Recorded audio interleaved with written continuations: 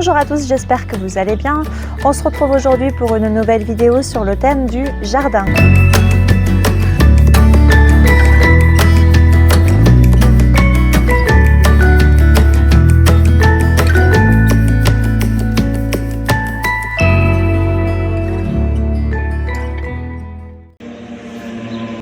C'est très désagréable le canon. Une moto, le voisin, un chien. Tu vois ? Un de mes élèves passe, mais c'est pas possible. Le voisin passe. Notre voisin passe avec une remorque. Et sinon, je veux pas aller de l'autre côté parce que je veux pas que le voisin m'entende. Je trouvais ça joli de faire une vidéo dehors, hein, mais c'est juste pas possible. Il y a du bruit tout le temps. Je vais essayer comme ça, et puis si ça va pas, je ferai dans la maison. Ça va à peu près là, je crois. À peu près, petits cheveux, vivement le coiffeur. C'est parti!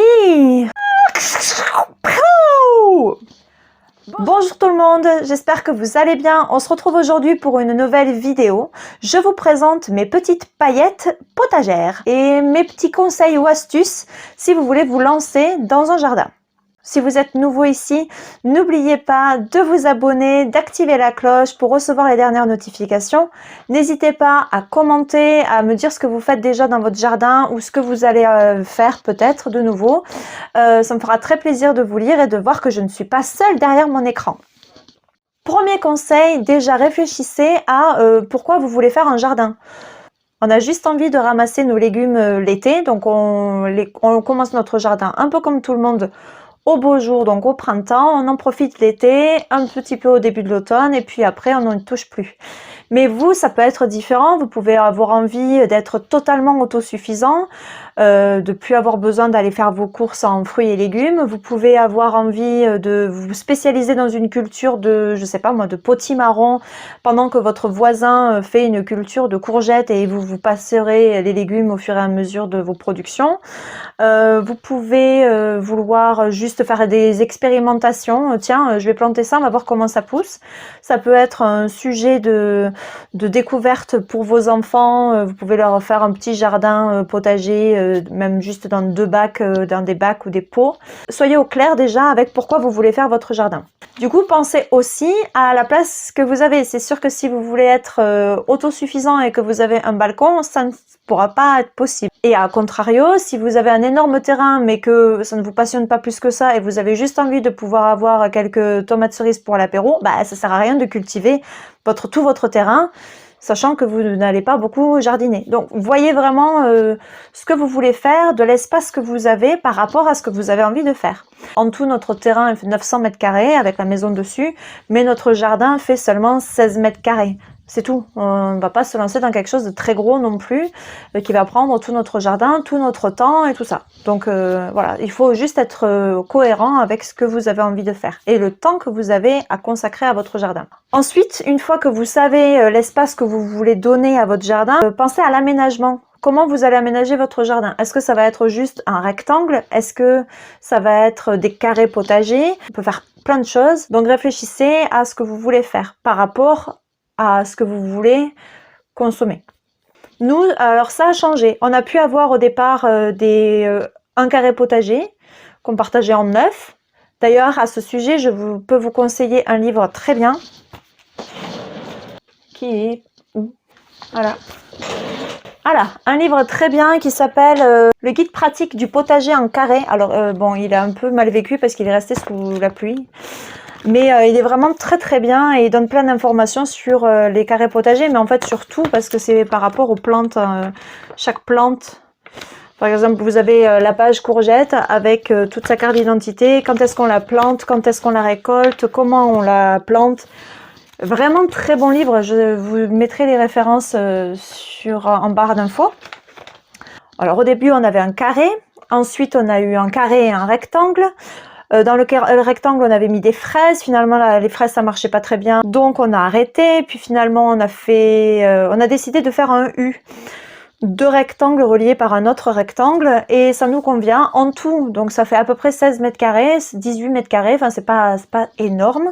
Et ça nous suffit parce que ça prend déjà un petit peu de temps. Et voilà. cette façon de faire, ça permet aussi de rentrer dans son jardin et d'avoir des côtés qui font seulement 1 mètre ou 1,20 m, donc c'est assez pratique pour accéder de chaque côté. Et pensez à la localisation de votre jardin chez vous. Bon, si c'est un balcon ou une terrasse, c'est facile. Si c'est par contre sur votre terrain, pensez à l'ensoleillement. Il faut que votre terrain soit bien ensoleillé, forcément. Il faut qu'il y ait des points d'eau accessibles facilement et proches. Donc nous, on a 2 points d'eau, 2 arrivées d'eau de ville et notre récupérateur d'eau de pluie qui est sur une gouttière de notre petite cabane de jardin. Pensez à la proximité des outils, pensez à la proximité du composteur si vous avez un composteur, pensez à l'endroit idéal pour votre jardin. Et puis ensuite, pensez à ce que vous voulez planter, semer, récolter, parce que ça dépend des goûts de chacun, ça dépend des envies de chacun. Si dans votre foyer, les gens, par exemple, détestent absolument un type de légumes, n'allez pas vous lancer dans une culture intensive de blettes si personne ne mange des blettes.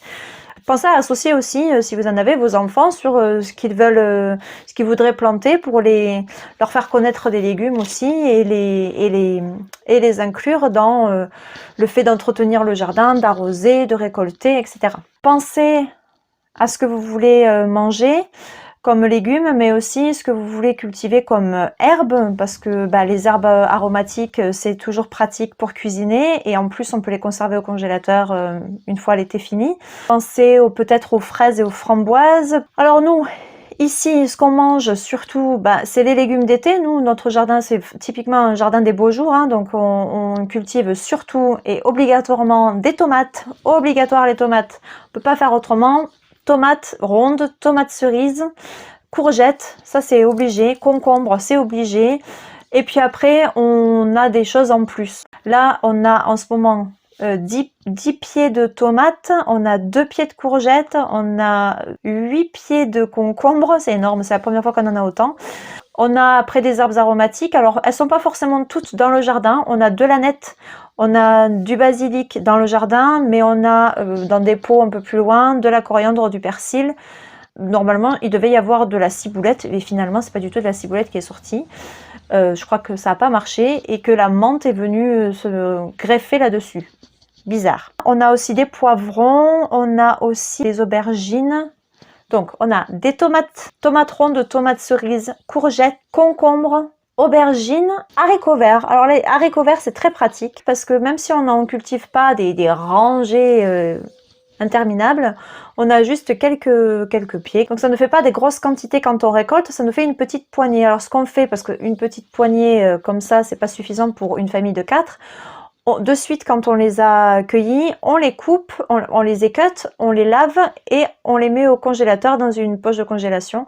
Et à chaque fois qu'on en a des nouveaux, on fait la même chose. Comme ça, quand on veut faire un plat de haricots verts, on a une bonne quantité. Autre conseil, pensez à la disposition des plantes dans votre jardin, les unes par rapport aux autres. Parce que par exemple, les tomates, ça monte.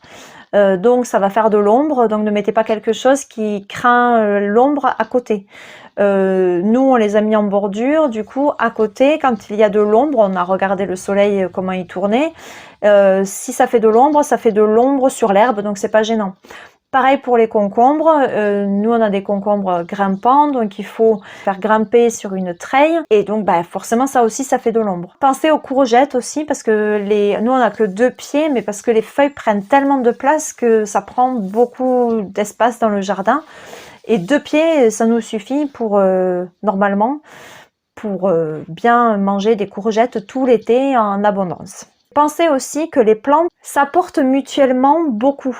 Elles sont différentes, mais elles s'apportent beaucoup entre elles. Par exemple, on associe tout le temps, nous, depuis plusieurs années, les tomates avec des œillets d'Inde, parce que les œillets d'Inde éloignent les insectes nuisibles. Donc, on fait toujours cette combinaison qui marche très bien. On a toujours de bonnes tomates et on n'a pas de maladies ou d'insectes qui viennent parasiter. Par contre, on a d'autres fleurs là qui servent juste à faire venir les insectes pollinisateurs, et donc ça crée une petite biodiversité dans notre petit jardin, et ça fait de la couleur et c'est joli et c'est varié.